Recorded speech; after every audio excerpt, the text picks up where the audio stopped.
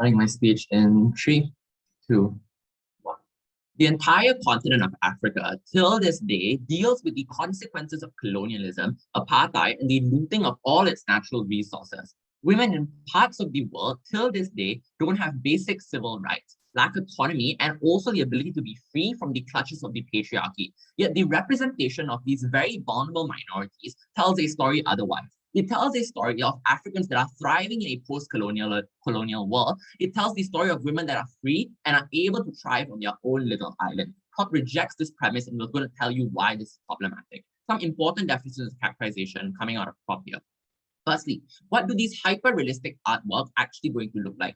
We think that these artworks are going to consist of things like fine arts, music, but especially we think the most important thing here is going to be things like storytelling media. So it's probably going to be things like film, TV shows, and perhaps plays, right? We think the purpose here is probably to depict things like real life struggles of minorities. So with the shows like India's Daughter, the purpose here is to depict the gender inequality of women in India. And if it's a movie like 12 Years a Slave, I think it's probably there to bring up the historic atrocities of slavery. We think the long-term purpose here, though, is more so to raise awareness within the audience as a whole. But then secondly of analysis here on what do these utopia-based films look like.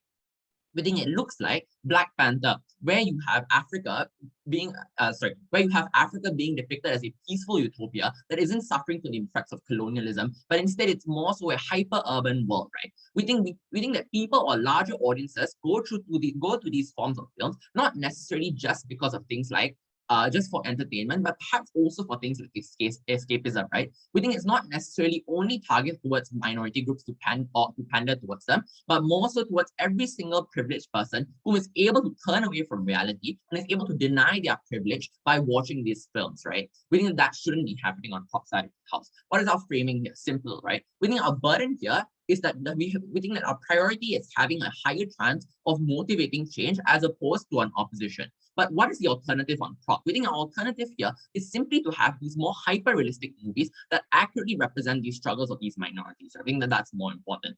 And our stance here is twofold. Firstly, we simply don't support these movies that are unrealistically depicting these minority struggles. Secondly, we think that people who refuse to watch any of these media to begin with, we don't really have to defend them, given that assuming that they probably don't want to watch movies with like minorities in them, we think that they're so prejudiced, they probably won't be willing to change anyways.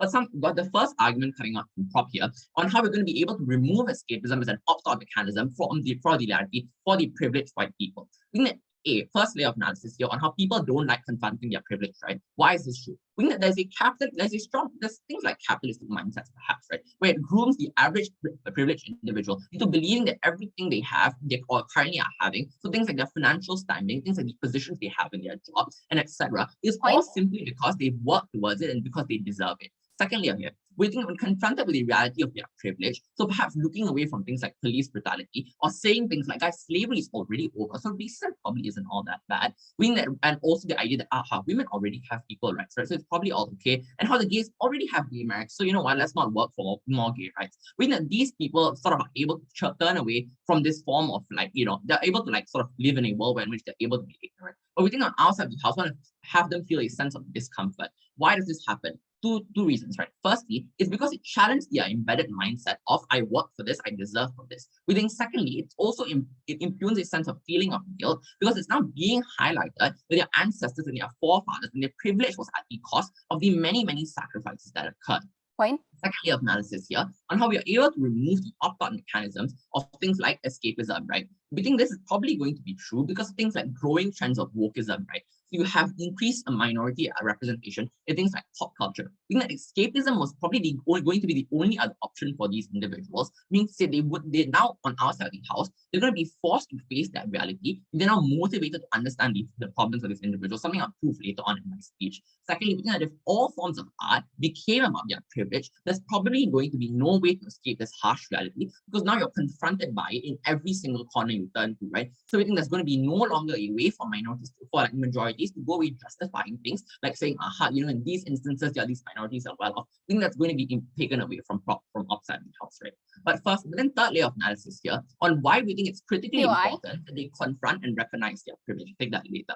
We think the main idea here is you motivate more change through hyper-realistic portrayals of minority lives. Three ways this is going to happen. Firstly, on how on proposition side of the house, we're able to uniquely trigger things like visceral emotions like guilt and pity. Why is this true? Because these films like 12 Years a Slave and movies that directly confront audiences with issues like oppression and slavery and female gender inequality materializes struggles that privileged individuals probably have only read about in books or things like newspapers, meaning to say that these struggles were never accurately depicted in video, they were never accurately depicted in front of their faces, right? So I think in movies that accurately depict things like gender inequality and slavery, perhaps a white person, perhaps in a movie about slavery, a white person skinning and whipping a black person alive is struggling and dealing with the pain. I think as a white audience member, I probably feel either disgusted, I feel empathetic, and I feel bad. I probably feel bad here because a white person of my skin color is dehumanizing an African American person here. But this is probably going to I'm probably going to respond in two ways. I think they're probably going to respond in things like guilt, right? And I think that these people now are going to probably we might want to turn away or resolve that guilt for itself. Then second layer of analysis here, even if this was untrue, we think a net benefit under our side of the house is individuals on the ground actually understand the lives of minorities daily and their struggles even more, which changes the way in which society engages with minority struggles. We think it will allow for more visceral ideas to exist in a social sphere because the struggles of minorities are now proximate to the average individual on the ground whom consume these films to begin with. We think we are able to then have an organic reactionary change, right? You're able to do things like call out the wrongs more publicly. I think this is critically important because it's a sustainable solution. Yeah, I think that you're. Yeah. So if these people that you're talking about don't like confronting their privilege, what are the chances that they will go to the movie theater and actively watch that movie or even buy the book? Made this clear in my stance, right? I think if you're someone who probably doesn't even want to watch movies to begin with, or maybe you're someone who doesn't even want to watch minority actors, I think you don't have to defend these people. But we think a larger proportion of the people may not be that directly prejudiced towards minorities, but to some degree, they probably still are going to watch movies with minorities in them because they probably have things like white actors or probably things like reasons like entertainment, right? So I think you're still able to get this reach of audiences that maybe you're claiming that won't watch these movies. And then moving on to my benefits, right? I think this is often on our side of the house because it's a sustainable solution that removes the surface cause of the problem. So I think you see a change in things like mindsets, right? So you see things like forcing them to their identity with the privilege of being born white or being born in like stable family, the privilege of being born as a man. Thirdly, of analysis here on how they're no longer able to operate in their comfort zone. They no longer have an opt-out mechanism and have to confront the privilege. But then second layer of analysis here on why these films are why these films are misrepresentative of the struggles of minorities. Firstly, on what the minority struggles actually look like. This is how they're portrayed in opposition side of the house. We think it perhaps looks like the minority not being able to put food on the table. They struggle to meet things like daily necessities, things like discrimination and exclusion. So it looks like struggling to gain access to their human rights, even under conditions of full and unquestioned citizenship. We think in this given context, it's the difference between individuals in South Africa suffering at the ruthless hands of the post-colonial world or the post-apartheid versus those individuals living in a zero world African nation in the Afrocentric world of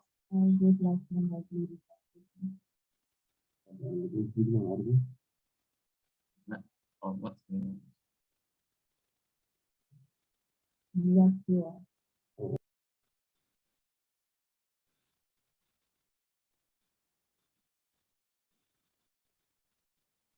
Yep. I think Prime Minister, you can just. Yeah. Okay. Pretty sorry about that. Okay. Let me just continue, like last 10 seconds. Okay, to continue my speech. So I think in this context, the difference between individuals like South Africa living under the ruthless hands of apartheid and those individuals living in zero world, the Afrocentric world of Black Panther, right? We think these films on opposition to the house are highly unrealistic because they represent things like urbanistic utopias in which minorities live in, meaning to say it's a world where in which these minorities don't face these struggles. I think my second speaker is going to further extend on this, and for all those reasons, I will. Okay, thank you so much, Prime Minister, for that speech. Now inviting leader of opposition. I thank to the leader of opposition. Now inviting Deputy Prime Minister. I'm gonna take my PORs verbally, so no PORs in chat, please. Okay, I'm gonna start my speech in 3, 2, and 1. Creating unrealistic expectations that will shatter the minute they step outside is the argument that opposition proposes. It is also the cruelest thing I have heard in my entire life. But before I can move on to like actual extension and like arguments, right? A few rebuttals, because they told you largely four things. The first, they told you that prejudiced individuals would not be watching these films in the first place, therefore none of our impacts will materialize. But they failed to realize what the majority of privileged individuals actually look like in the 21st century, right? Because we live in a 21st century where people are becoming progressively more woke, where people are becoming more progressive in the first place, and where they don't want to be seen as the bad guys anymore. This is why they would be watching any film with a minority in the first place, because they, number one, want to claim the idea that no, they are not racist, no, they're not going to ignore every film that a minority is in, and number two, because majority of privileged individuals are actually trying to make things a better place, they just fail to recognize their own privilege because it is a mindset they have been raised with in the first place. That is why all of our impacts are still able to materialize. That is why we're still able to motivate people for better change. But secondly, they talk about how it's less likely that these films will be made in the first place. First of all, you have to understand, in this 21st century, the film industry is trying to claim that they're becoming more progressive, which I'll explain more later in my argumentation. But because they are trying to become more progressive, it looks like including more actors and trying to diversify their casting. Although it's not a very good effort, they're still including actors like Zendaya and Aquafina into their films because they want to be seen as progressive. If they suddenly don't want to have minorities put in these films in the first place, they're going to be seen as obviously racist. They're going to be seen as discriminative. They're going to be seen as prejudiced. They're going to be called out and boycotted. That is the incentive for films like these to continue being made. And secondly, then these films still get praise even if they have very visceral projections of what actually happened and like discrimination in the first place. Mainly because people understand that recognizing and being able to understand the pains of the past is a good thing, and it's a step towards more progress. It's something that is good. It is an additional incentive for them to actually want to pump out more movies with minorities in them. And thirdly, they talk about how escapism is good and it provides a sense of empowerment for people. But first of all, note this panel, they've already conceded that these minorities live in harsh realities, which means yes, although I as a Black person, I'm able to watch Black Panther and I'm going to be able to enjoy it for those 2 hours. The minute I step outside of the cinema, I could be shot at any moment. So it doesn't change the fact that they live in these harsh realities. Giving them these additional 2 hours of escapism isn't going to do anything, because the moment they step outside, it's all going to be removed, which means not only is their point on escapism going to be diluted, it also hurts their point on empowerment, right? Because understand, the very basis of empowerment is having the belief that you're able to do something. But the very minute you step outside of the door and you're being forced to face a reality in which you cannot achieve these things, all of this empowerment goes down the drain. I don't see where there's going to be any more motivation on opposition. But lastly, they talk about how you're able to show that supporting these movements and championing change has real positive impacts. We say we're going to flip this argument, right? Because these kinds of impacts and positive impacts that are depicted in these shows and films and art is not positive impacts that are highly achievable on either side, because it's just not possible, right? For Africa to be able to be hyper urbanized, to be geniuses in technology, they would have, number one, to have that technology in the first place. Secondly, they can't have been colonized in the first place. But because these events already happen in real time, these things are simply not possible, which means you're not going to be like encouraging people to want to champion for real change, because now activists are going to burn out seeing that they're not able to achieve these unrealistic expectations, because it's really what they believe, right? If opposition wants to claim any benefit of empowerment, they would first have to concede that people would believe in the impacts they're trying to achieve. But when these impacts are so unachievable and people start to work towards them and fail to be able to achieve them, they're not going to want to work for it anymore, because it's tiring, it's exhausting, and it's not feasible in the first place. But before I move on, are there any POIs? So if these privileged people are already aware and progressive, why is it even necessary to have hyper-realistic films when you can see that there are alternatives? Because there are skills in which you realize your privilege in the first place, right? Because the difference is, you know that racism is wrong, but you don't know that you as a white person is financially more privileged just because of the redlining and how you have been favored by banks in the past. These are not things that people are likely to know, the general public is likely to know. It's not things you're going to be taught in school, because they only teach you about the worst aspects of racism and slavery. They don't tell you how it impacts how it impacts people and how generationally it still affects people to this very day, no matter the fact that it has ended centuries or decades ago. Now, like talking on misrepresentation and what do these films represent? These films represent an urbanistic utopia in which minorities live in, meaning to say it represents a world in which like you're not able to achieve in the first place because these worlds have to exist without certain events happening that have already happened in reality. For example, if you wanted to achieve the Africa that was depicted in Black Panther, you would have to remove apartheid from history as a whole, which is basically impossible. This is what happens then, because you undermine their struggles in three ways. Number one, you create unrealistic expectations of these minority groups in the first place, especially when you create artworks based on similar premises that exist in real life. So we're going to take like opposition's characterization here, how it's not completely unrealistic, right? But this is what makes it so harmful in the first place, because even if in Black Panther racism exists, it didn't go into what apartheid looked like. It didn't actually go into what the history looked like. In fact, it wasn't at all mentioned in the movie. This means it completely erased a key factor in the colonization of Africa, and it's the reason why, even though it was the reason why African nations are not able to look like Wakanda in Black Panther, it's because they have suffered at the hands of decades of oppression. It erases the importance, not even by erasing the event from history, but by creating a parallel scenario that conveniently leaves it out, a parallel scenario that opposition wants people to believe in. So how is this so harmful? Yeah, sure. Yeah, so what are the proportion of African Americans that are experiencing slavery or whippings right now? First of all, I'm not Google. I'm not going to be able to answer that. But secondly, I hope you know slavery still exists in this world. Like in Libya, people are still being enslaved. It's just an issue that is completely overlooked because of shows like Black Panther, because they completely overlook this fact in the first place, and they don't want to talk about it and they don't want to address it. So how is an accurate representation going to dilute the real life struggles of minorities in real life beyond just that slavery example I gave just now?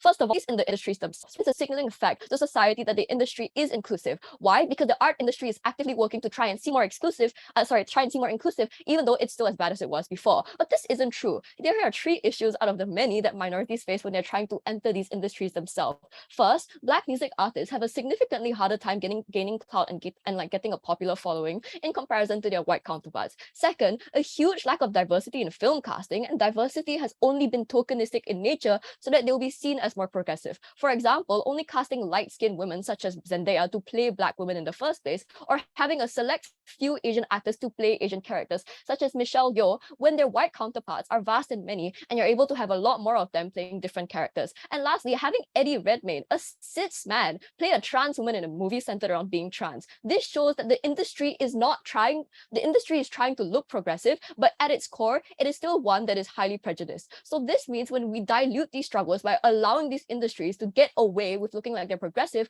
we're not able to get any change in the first place. And secondly, for people on the ground, it sends a message to them and tells them, aha, maybe colonialism wasn't so bad. Or especially in films where minorities are seen as strong people who can brave through anything. For example, the Black strong woman example creates a false hope and a false expectation because these standards are utopic, unrealistic, and not ones we can achieve anytime soon.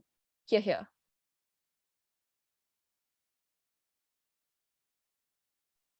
Thank you, DBM, for that speech. Now I'd like to welcome Gil to respond to the case.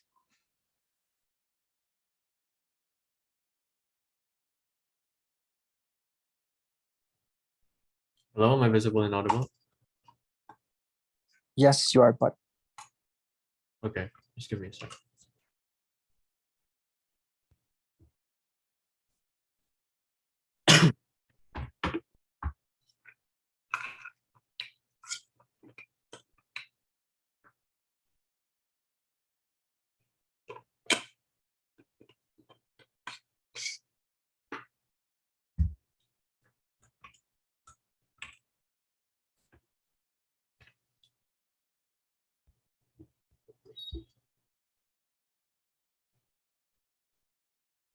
Starting my speech in 3, 2, 1. The solution to help minorities across the world is not to deprive them of their symbols and heroes that they could look up to. It's not to reinforce stereotypes that they will always be stuck in these positions. This is historically locked for these minorities. And it is certainly not to try to tell people to be discomfort when the likely reaction is either them turning away or them turning and imposing their will and anger towards a minority. I'll talk about two broad things. First question, how do we agitate support from the majority? Secondly, how do we ensure solace in the minority? I want to note that proposition gives little analysis for the latter, and I'll explain why that actually is a really important issue that loses them this round. First, engaging with their case. How do we agitate support from the majority? The broad big case we get coming from proposition is that when we make these people feel discomfort, they are more likely to want to express their support for the minority, more likely to join movements, etc.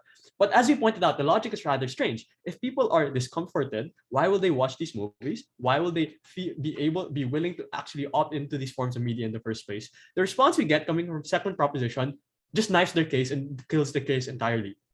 They say people are more woke and are increasingly more woke, and therefore, POS through chat, therefore they're still likely to want to opt in. But the problem is this runs into tension with the problem that they identify, because if people are more woke, then a corollary of that is that people are more aware of things like recognizing their privilege, that people are more aware of the fact that they had some degree, that their benefit was largely in part due to things like historical injustice, due to things like colonialism. And as a consequence, it is unclear as to why their problem is not already being solved by their response to us. So that just takes down the entirety of their case. It's incredibly inconsistent. They don't get any benefit as a consequence. But even if you don't buy any of that, and even if you believe that having some degree of guilt allows people to agitate for change, we explained a more important impact, which is the fact that this impact did not just happen on the individual basis, but affected the incentives of things like media, affected companies altogether. And these are reasons beyond just feeling guilt. We explained that due to the way by which these forms of media are represented, they're less likely to be propagated. Firstly, by their own logic, they are less popular, so there's less of a market.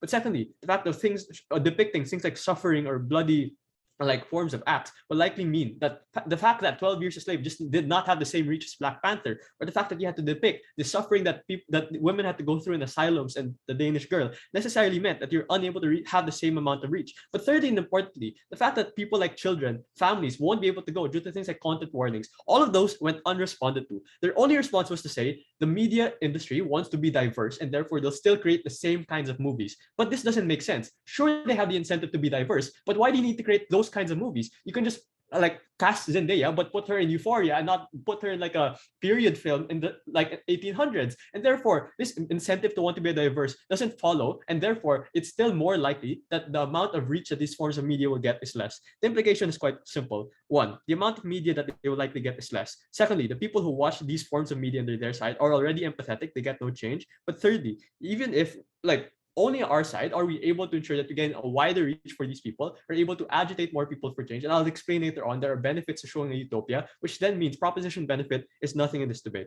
But this also deals with their extension on better representation within the media landscape, because if you have less forms of these kinds of movies, you have less roles, and therefore with less roles, less minority actors are able to access these roles. On our side, if we have more media, we therefore get more roles for these minority representatives, and therefore we co-opt their extension. What are the unique benefits of utopia?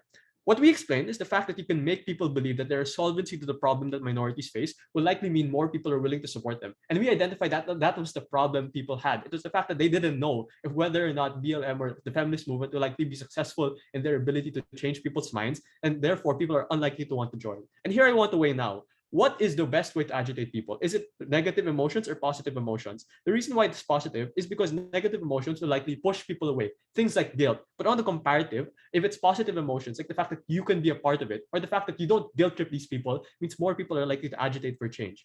Here's the unique benefit. Utopias make people believe that these movements are reaching towards a goal and it is possible. They just say, oh, it is unrealistic, therefore you get burnout. Yeah, but people know it's unrealistic, guys. Obviously, you're not going to build Wakanda. Obviously, you're not going to make women into Amazons. But what you're able to do is to make people believe that these people are potentially equals, that they can be equals, and therefore that is something that they can achieve, that they are not stuck in their lot in life of always having to face economic hardship. That is important because the comparative is one where they feel like there is no solvency in their matter. But even if you don't buy that, the second benefit is how you interact with these people. And this is important. And the reason why it's so good is because you're able to break stereotypes. Because under their side, you will impose and reinforce a stereotype that women are inherently biologically weaker, quote unquote, and therefore you can justify things like not giving them the same amount of work, or that African Americans are always going to be locked in economic hardship, and therefore it's fine to not be able to empower them as much. But in the comparative, if you have a countervailing narrative to say that no, look at Amazons, they're the strongest people within this world, or the fact that Wakanda is the most like economically prosperous nation in this world, at the very least gives a countervailing narrative to these existing stereotypes that affects how you interact with people, that affects how you talk to them, that affects how you treat them. And as a consequence, on the comparative, it's much better.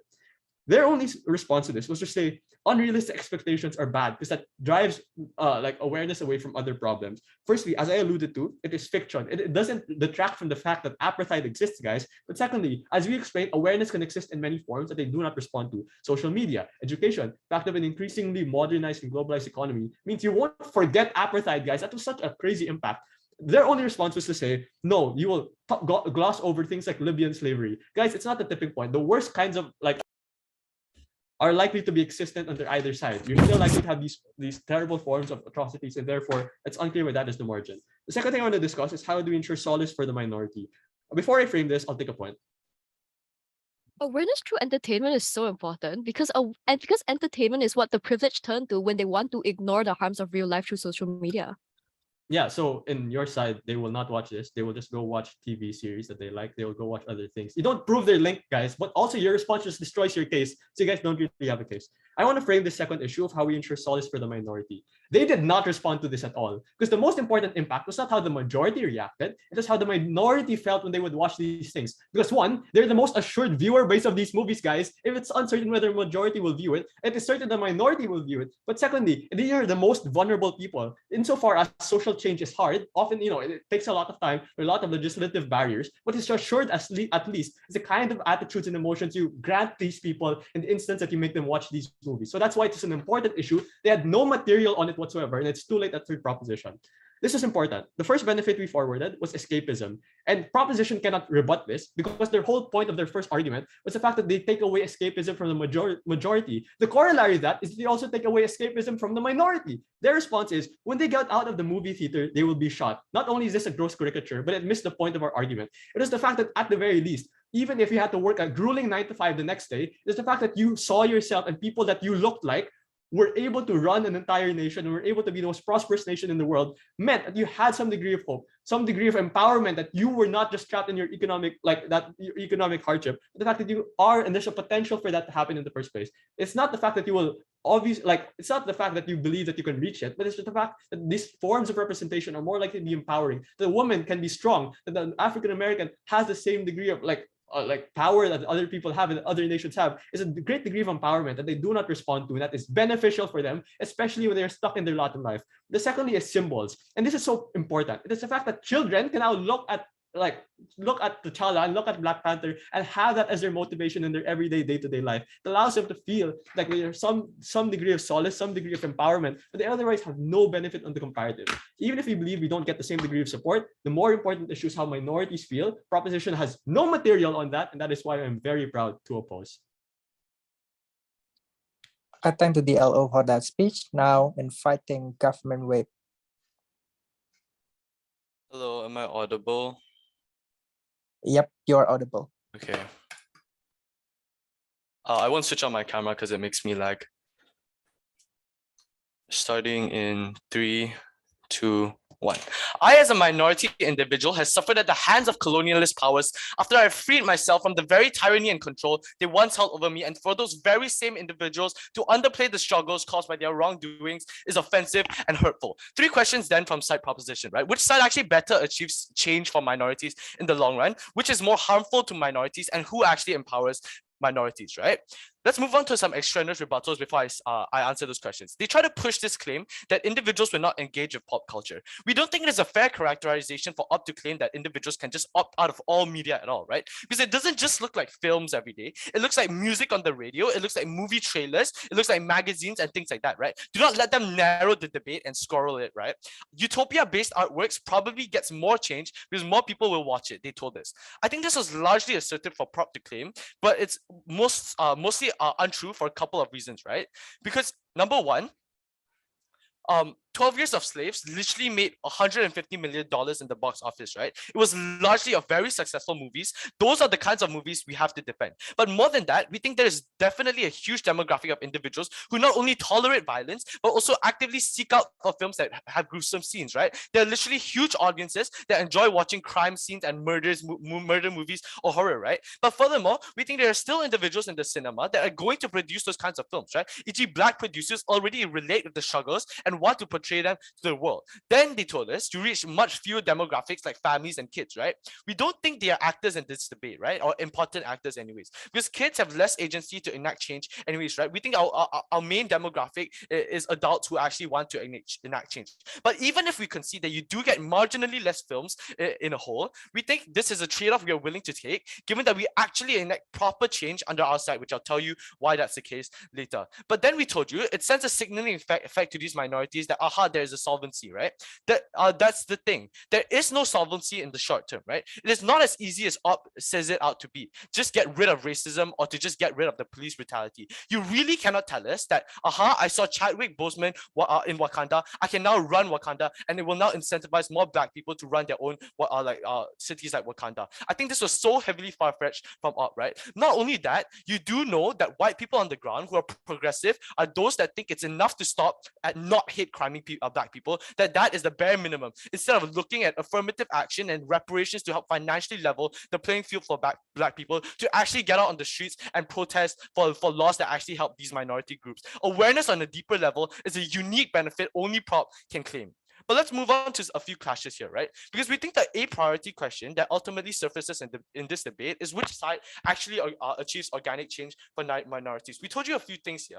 Capitalistic mindsets and privileged individuals in status quo are able to opt out of the reality of the tyranny in minority nations, right? Under Prop, we removed that form of opt-out escapism by making them confront visceral realities of how those lives are. We told you how these pop cultures depict the struggles in films, which are much more visceral and confrontational, as they illustrate the actual problems rather than just in history books and newspaper. The response here is, if people are discomfort, why would they even opt in anyways, right? Because pop culture is literally everywhere. You cannot opt out of music. You cannot opt out of many films. And even if they were to talk about these kinds of individuals, we don't think those are individuals that we have to defend under outside the house, because presumably these individuals have some extent of wokeness to them. They're going to watch the films anyway. No, it is not tension. Simply, we told you it exists on a scale. Maybe those individuals are aware, but not to the extent for which they are literally able to trigger those visceral emotions to actually get organic change. Then they tell us that people will be agitated because of positive emotions in third, right? And this is their only mechanism for which you actually enact change under their side of the house. We think this is simply nonsensical, right? Because negative emotions like pain is the strongest motivator for change, simply because you trigger those visceral emotions of guilt. If the motivation for change is actually guilt, but we still achieve change under our side of the house, we are more than likely to guilt trip those individuals to actually achieve organic change. And note here, this is one of the most important clashes in this debate, because it actually affects people on the ground and their everyday lives. Who actually better empowers minorities? We told you here that it is essential to actively portray their struggles for a few reasons. That it sets realistic standards of what they actually can achieve. It does not pressure them into unrealistic expectations, and it does not undermine their efforts that it took for them to alleviate themselves from their current circumstances. The response here was to ignore our substantive and bring up a counter that these films will then be demoralizing for these individuals. We think the ways that these films are often produced is a realistic portrayal of their struggles, but at the end of the film, they are likely to succeed, and this sends a message that despite all their struggles, they're still able to succeed and get some sort of solace at the end. Despite all their disadvantages, these individuals are still able to work their way up and to achieve some sort of happiness at the end. We think that is far more important than any sort of benefits they bring on their side. Opposition has this interesting idea that humans can go through multiple emotional roller coasters when they expect to achieve this kind of happiness, right? Escapism for minorities versus denying it for majorities, right? And this is like a main clash brought up throughout the bench. Start Out wanted to talk about how minorities perceive their own struggles already. They told us that it is demoralizing to do so. We think the clash here is, it is far more important for privileged individuals on the ground to actually confront their wrongdoings to minorities versus any form of escapism those minorities achieve under their side, right? Because per their own characterization, they already understand their own struggles and they face those struggles. We think the way here is, it is far more important for us to actually create organic change to stop discrimination and racism and exclusion against those individuals in the first place, simply because creating change affects a much larger scope of individuals through legislature and the perception of society engaging with minorities as a whole. Before 7, I'll take a POI. If people don't want to be uncomfortable, they can pause the movie, you lose your benefits. If people are willing to be uncomfortable, you knife your first speaker and lose your urgency. What is it? No, because we already told you that the individuals who are likely to watch those films are, number one, already are like have some sort of tolerance for like a gruesomeness already, right? But even then, if they do not have tolerance for gruesomeness, we think the write-ups on those kinds of shows actually incentivize these individuals to go out and discuss about those shows, to actively engage in discourse, or even actively go and watch those shows themselves, right? But even then, it was unclear to me as to why we're even talking about empowerment through like superpower movies, right? Because notice here, superpower shows and whatnot are still going to exist under both sides of the house. We think we are uniquely talking about shows that depict the struggles of minorities. There will be films that exist under both sides that do not confront minority struggles either way. So if they really wanted to talk about escapism for those individuals on the ground or minorities, they're still able to derive it either way. If we are able to open the eyes of the privileged and finally get them to understand the core, we win this debate. Who is actually more important here, right? The minorities or majorities? Because side opposition posits to you that it is actually the minorities. They told us minorities actually watch your shows and they basically knife their case here, right? Because under the very same breath, they said that those individuals need some sort of escapism. So if we do buy their characterization, why would they want to watch those films in the very first place if they're looking for forms of escapism and those shows actually confront them with the visceral ideas? But even then, right, we think the majority demographic is simply much more likely to enact change because they have the numbers. We would much rather deny them any form of escapism and force them to change than take away the escapism for minorities, right? But more than that, we think majorities are the main demographic simply because they are in the places of privilege that likely expose them to more pop culture, that likely give them more avenues to access this pop culture. If you actually stood with change, organic change, changing the mindsets of people on the ground for these minority individuals, you will stand with side proposition. Thank you, Government Whip. In addition, would like to invite Opposition Whip.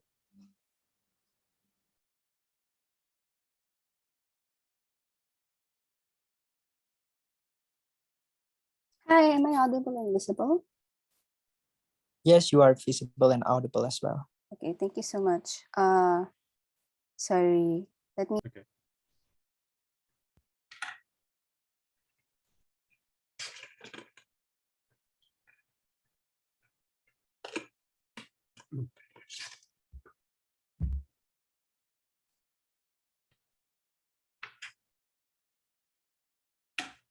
Okay.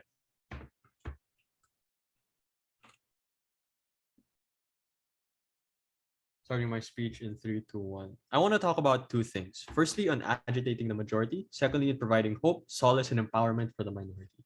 Firstly, in agitating the majority. There are two sub-questions I want to ask under this. Firstly, on which side are you able to have a better reach of this media? Their claim was that we can make them confront their guilt. Well, our response is quite simple. If these people don't want to confront it, they won't.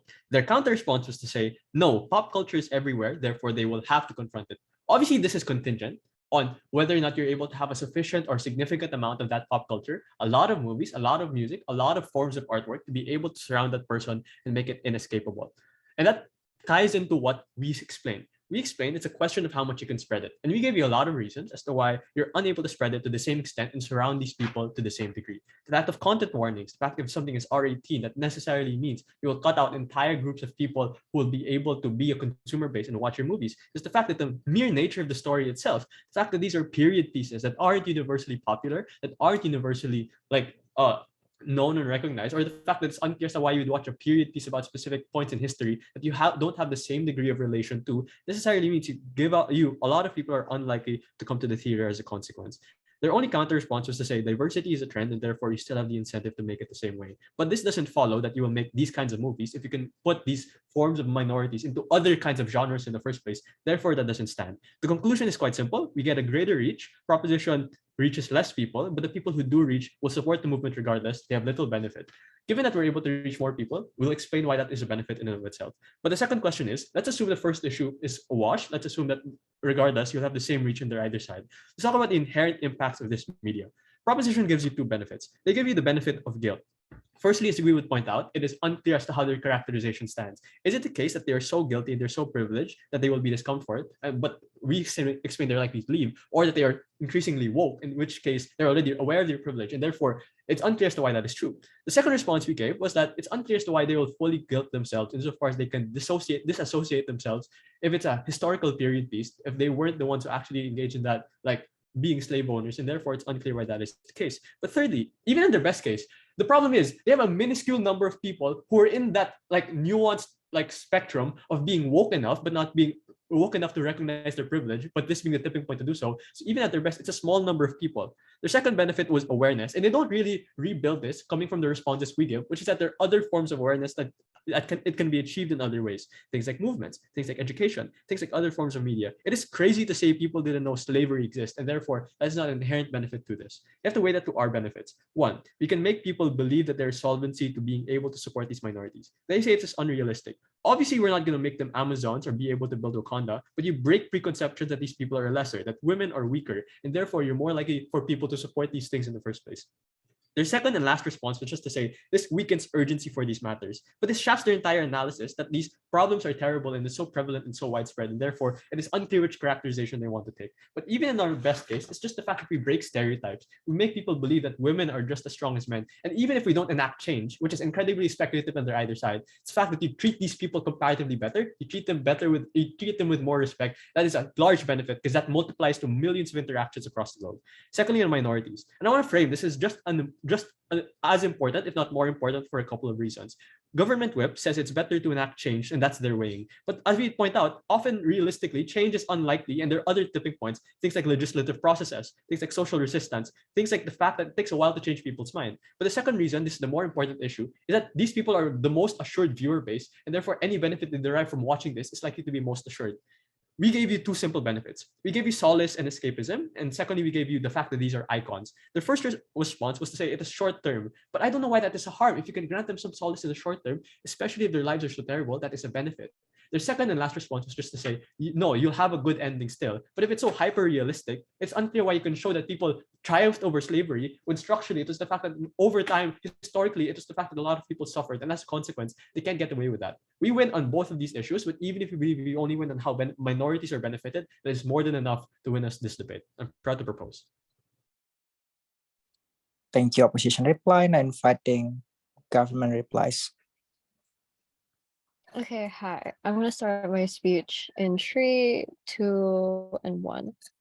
Policies that really level the playing field, like affirmative actions, are the only options that the privileged will consider when they're able to actually understand just how far deep the roots of racism actually go. They will only understand this when the injustice is shoved into their faces with no way to opt out. A few strategic mistakes from opposition. The first is like a glaring contradiction, right? Because their first and second speaker come up here and tell us that people won't watch a movie because it's too gory and it's going to be too difficult for them to watch. But then their whip comes up here and tries to claim that the depiction will be in average moderation with pretty solid analysis to prove it too. Doesn't that just leave all of our impact standing, which by the way has nothing to be weighed out against after this claim? Secondly, on an unwillingness to engage, not just from their unwillingness to take POIs, right? Because they refuse to acknowledge that the many added incentives of looking more progressive for art to be centered around minorities, or at the very least to include them. Third, the lack of understanding of the nuance of individuals, because they assume here that people are either 1 or 0, that they're either 100%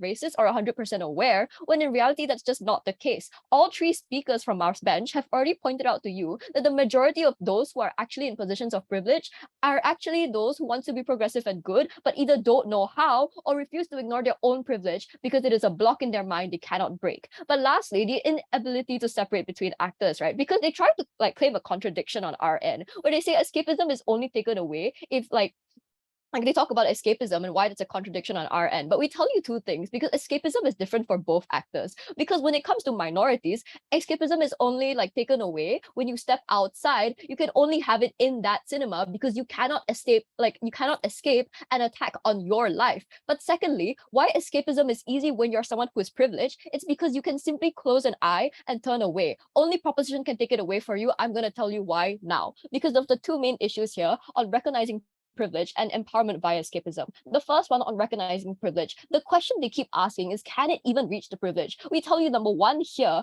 our burden was never to prove that it would be on the same scale as a blockbuster movie from Marvel, because that's obviously not possible, right? But rather that it can reach a moderate amount of people, yet produce a larger impact. But yes, here's why people will watch it. Because diversity isn't a trend just for Hollywood. It's a trend for people who are literally on the ground, who will be the ones who want to watch it. And when they hear, hey, this is actually a movie about racism and it's pretty good, they're going to be the ones who go to that cinema because number one, they want to seem woke, or they want to seem progressive, or number two, they want to show their support. And lastly, they talk about how we have never addressed the other forms of awareness when I've clearly told you why entertainment is the most important form to push awareness in the first place, right? Because notice, when people want to turn away from pain and suffering and they want to live in their own privilege, they go to entertainment so that they can relieve and stress out, they can relieve their stress and like forget about things for a while. But when that very entertainment that they're going to watch is the one that is going to shove this kind of suffering in their face, they have no longer any opt-out mechanism. They're forced to confront the reality of the situation.